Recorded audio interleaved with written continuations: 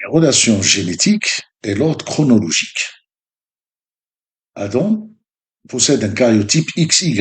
Notre grand-père est un homme, une relation directe avec notre existence, par la présence du caractère Y qui détermine le sexe.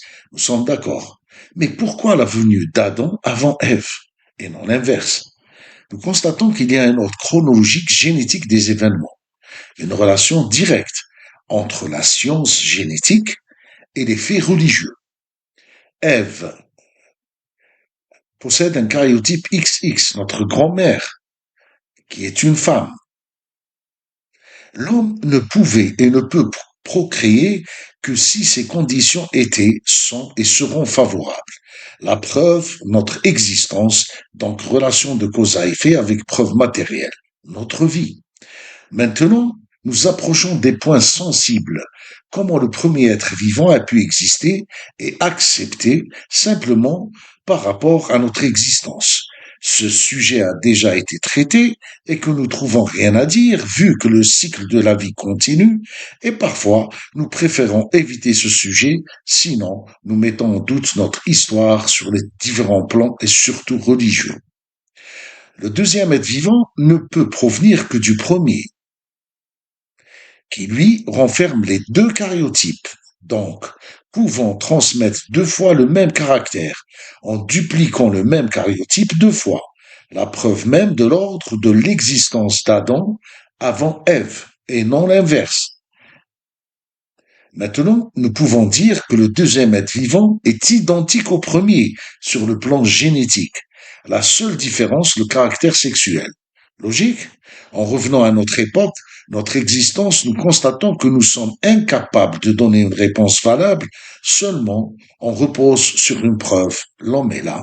C'est une preuve indiscutable et que sur le plan scientifique, nous pouvons donner une explication qui est d'actualité, le clonage.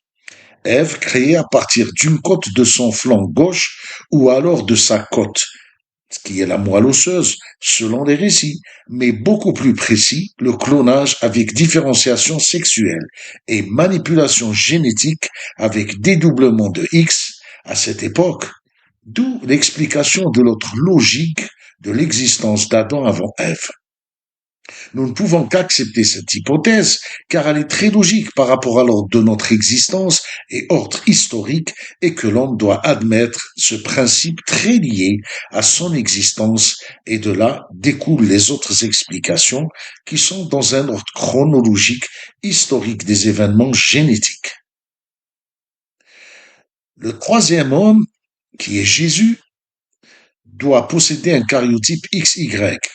Nous arrivons à ce troisième être vivant qui lui renferme le caractère génétique, plus précisément un karyotype XY, qui est issu d'un être vivant renfermant le caractère XX, mais n'ayant pas le caractère sexuel déterminant.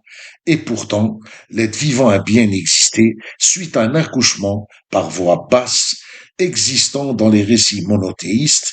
Nous allons aborder une explication génétique qui pourra nous aider à expliquer ce mécanisme.